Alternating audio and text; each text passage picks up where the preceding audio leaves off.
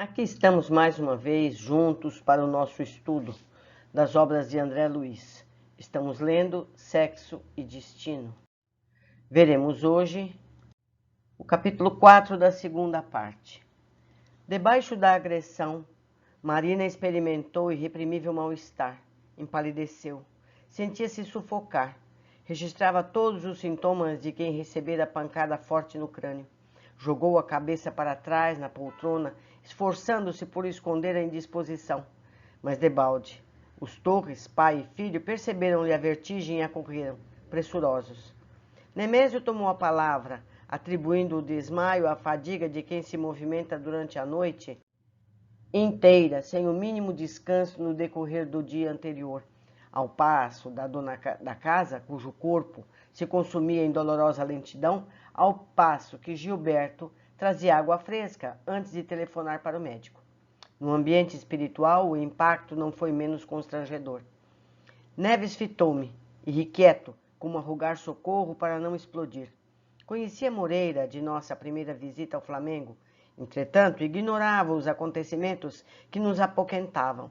Desde a antevéspera, pelo olhar de censura que nos arremessou, concluí que julgava o aposento da filha invadido por malfeitores desencarnados, numa investida sem qualquer significação, incapaz de ajuizar quanto às causas que impeliam o ex-conselheiro de Cláudio àquele gesto de revolta, para o qual arrebanhava colegas infelizes, efetuando um ataque caracterizado por ele à conta de empreitada punitiva e justiceira.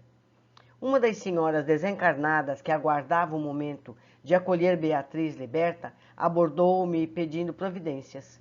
Moreira e os aderentes despejavam ditérios e obscenidades, injuriando a dignidade do recinto, depois de haverem burlado a vigilância mantida em torno da casa. Não formulava o pedido para que se articulasse a contenção deles, a propósito de preconceitos humanos. Aceitava os recém-chegados na posição de credores da maior comiseração. No entanto, a senhora Torres estava nas derradeiras orações, em vias de partir. Esmolava tranquilidade e silêncio. Em determinadas terapêuticas, não se pode restabelecer a normalidade orgânica senão removendo o centro da infecção. E ali, o pivô da desarmonia era Marina. Afastada a moça, retirar-se-iam com ela os agentes da desordem. Abeirei-me da menina carecedora de piedade. Supliquei-lhe saísse, fosse repousar. Não teimasse ante a solicitação nossa em seu proveito. Ela obedeceu a contragosto. Pediu licença aos amigos a fim de esperar o médico na dependência dos fundos e acompanhei-a. O bando, porém, renteou comigo e Moreira, interpelou-me. Queria saber de minha simpatia pela jovem que ele hostilizava.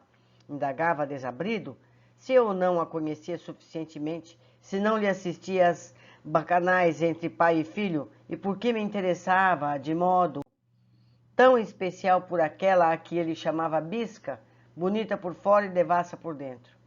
Ironizando-me a escassa inclinação à conversa, reportou-se com enérgicas rabecadas à dama que nos havia rogado a execução de medidas para afastá-lo do quarto, declarando que não era covarde para incomodar moribundos, e perguntou insolente por que razão as entidades veneráveis e amigas, que ele apelidava por aquelas mulheres, nos compeliam a retirá-lo, quando ali deixava o Marina respirar à vontade, acentuando que, por ser franco e áspero, não se considerava pior.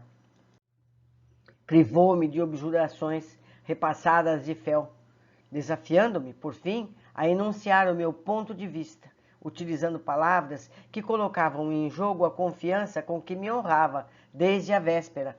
Arrisquei-me a ponderar que Marina, apesar de tudo, era filha de Cláudio Nogueira, irmã de Marita, aos quais tributávamos ambos calorosa afeição. Qualquer fracasso em prejuízo dela seria desastre para eles.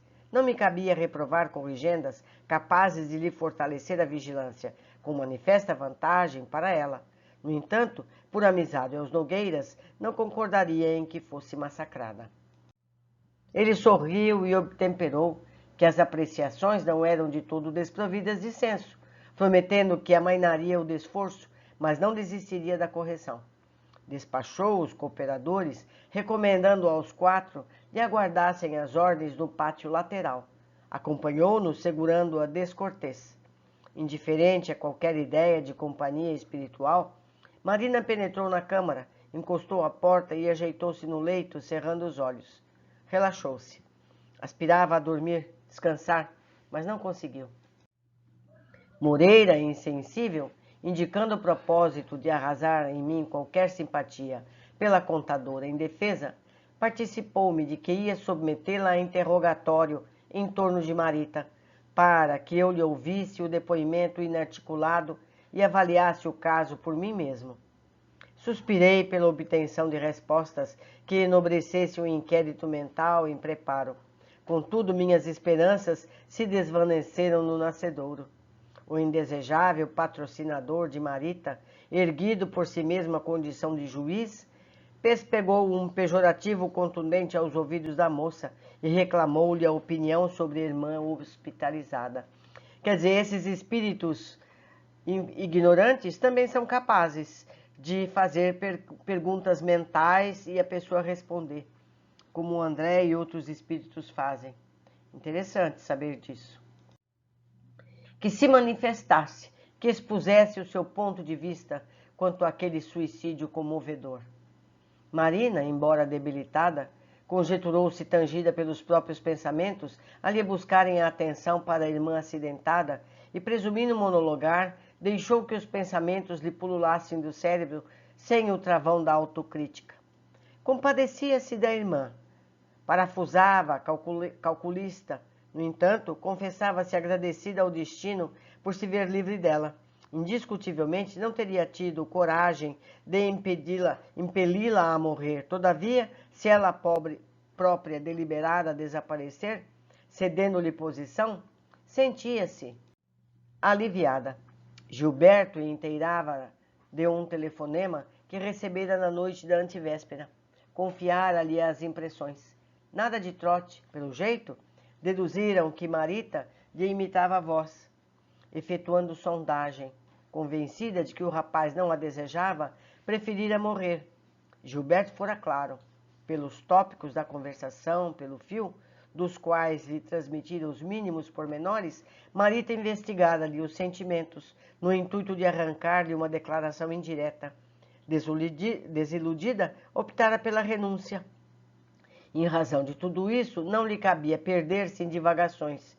Se o jovem Torres a amava, no mesmo grau de carinho com que se lhe entregara, e se a outra resolvera sumir, nenhum motivo para ralar-se. O próprio Gilberto, semanas antes, perguntara-lhe de estranha maneira pelas esquisitices da irmã. Julgava-a desequilibrada, neurótica, ao que se lhe referiria a paternidade anônima. O filho de Nemésio acreditava em sífilis na cabeça, asseverando que Marita não servia para casar. Após ligeira pausa no pensamento, como quem apaga uma luz e a reacende, alterando o cenário, a jovem do Flamengo seguiu pensando, memorizando. Telefonara para casa durante a noite e a mãezinha informara que Marita ainda não havia morrido. Contudo, o médico esclarecera a ela, Dona Márcia, em ligação confidencial, que a ciência não dispunha de meios para recuperá-la e que o óbito era questão de daí alguns dias.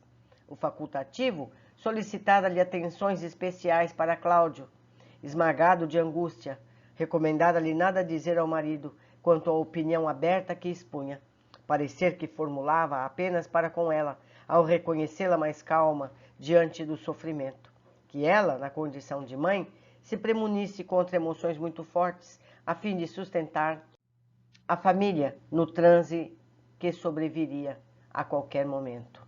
Aquelas elucidações, no silêncio, feriram Moreira nas últimas fibras. As notícias médicas, assim desdobradas, portavam para ele os efeitos de um tiro. Não se resignava à ideia de perder Marita no plano físico.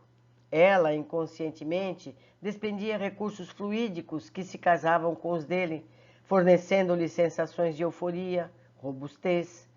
Retirava dela os estimulantes mentais que lhe vigorizavam a masculinidade, tanto quanto se valia habitualmente de Cláudio. para viver sobre a terra como qualquer ser humano.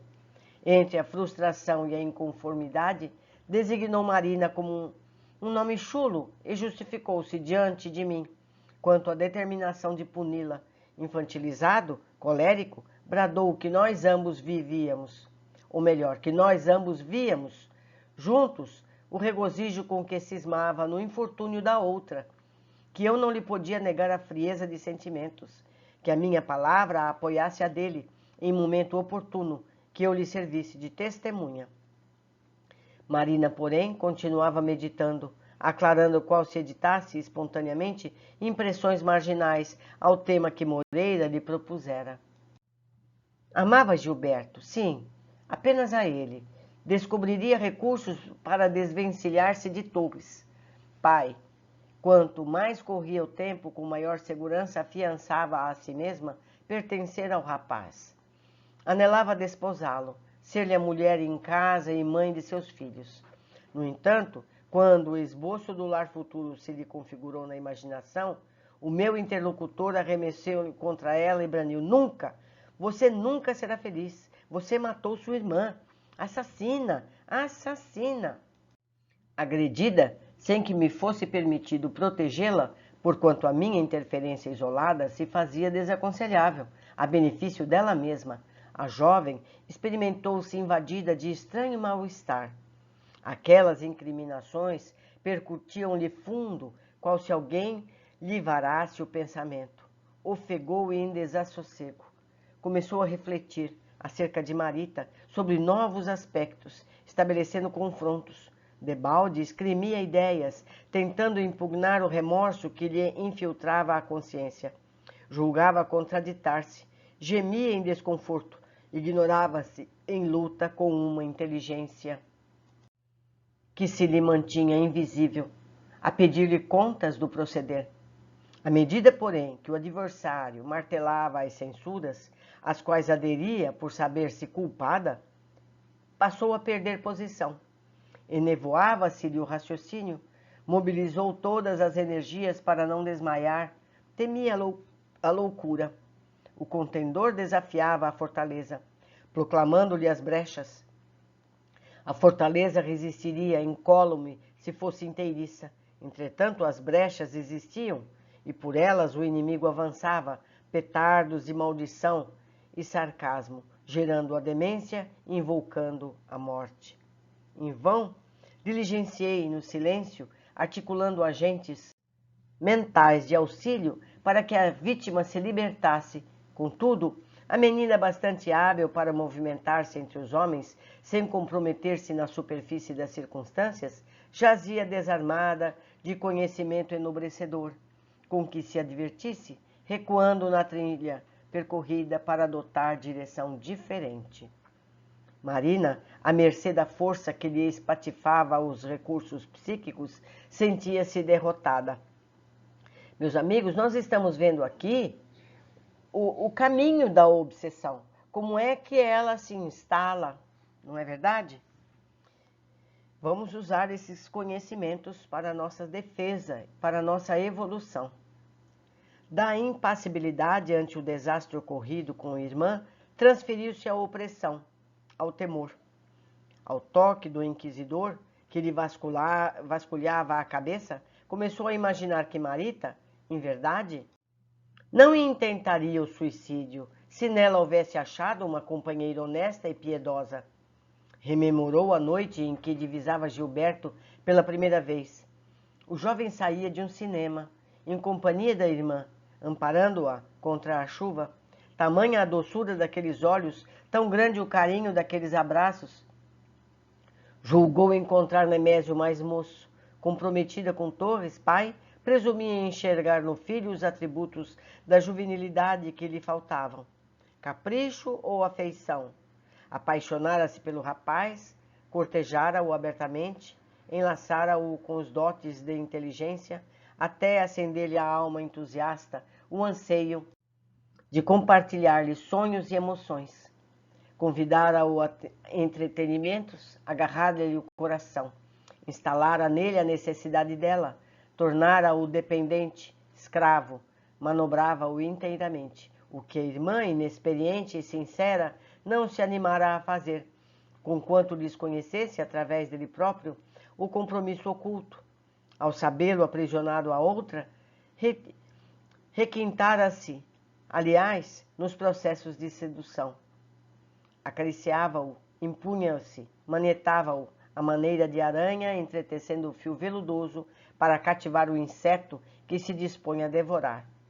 Perante o libelo do juiz inesperado, perguntava-se, pela tranquilidade própria, examinando escrupulosamente as atitudes que assumira, verificava, espantada, que lesara a si mesma.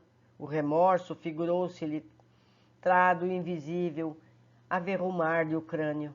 Lágrimas abundantes lhe subiram o peito aos olhos, lembrando jorros de água que brotava somente. Consegue arrancar do subsolo ao tatear lençóis mais fundos. O médico, assistido pessoalmente pelo dono da casa, apanhou-a em crise de pranto. Não obstante apreensivo, consolou-a, erguendo-lhe o ânimo, falou em cansaço, elogiou-lhe a pontualidade e o devotamento da enfermeira. Prescreveu-lhe tranquilizantes. Que ela repousasse, que não desamparasse a si mesma. Marina, porém, não ignorava que a consciência se debatia em pânico, que era inútil qualquer tentame para alargar o foro íntimo. Quando o facultativo se despediu, retomou o choro convulsivo diante de Nemésio, que, intimidado, trancou a porta e se adicou junto dela, no intuito de confortá-la e confortar-se. Constrangido a facear com a cena de ternura, sem fundamento de afeição recíproca, inquietei-me por Moreira, que zombeteava, lançando frases ultrajantes. Nemésio rogava à moça tratar-se, refazer-se, tivesse paciência, que se regozijassem ambos, nada além de mais alguns poucos dias, e estaria em pessoa no Flamengo, para os derradeiros arranjos do casamento. Contava com ela e queria fazê-la feliz. Encantado, beijava-lhe o rosto molhado, qual se aspirasse a sorver-lhe as lágrimas, enquanto que a jovem, francamente conturbada, lhe arremessava olhares de esguelha, entremeados de compaixão e repulsa. Convidei Moreira à retirada. Ele, porém, desapiedado, indagou-se, me faltava a coragem para conhecer Marina, tanto quanto ele, e por que me inclinasse a defendê-la, acrescentou que não se achava ali na posição de carrasco. Escarninho recomendou-me não acusá-lo, asseverando que detinha tanta culpa na indisposição da jovem quanto aquela que teria um bisturi na ablação de um tumor. Pedi-lhe, em consideração a Cláudio, nos auxiliasse a proteger-lhe a filha, menina recruta na guerra contra o mal, embora se acreditasse suficientemente sabida. Por que não conservamos a porta, resguardando-a? Um momento talvez chegasse em que passaríamos a rogar-lhe concurso. Não obstante, alegar que nunca se acomodara ao covitice, que não tinha vocação para a capa de malfeitores, aqueceu e saímos. No lado externo, porém, à vista de referir-me à hipnose no campo afetivo, expendendo considerações ao redor da paciência que nos toca exercer, junto de todas as pessoas em distúrbios do sexo, ele riu-se abertamente e comentou, galhofeiro, que não me adiantava falar grego diante de obscenidades que para ele possuíam nomes próprios, e advertiu-me que quando o pai se retirasse, viria o filho, e que eu perderia a graça e o latim de qualquer jeito.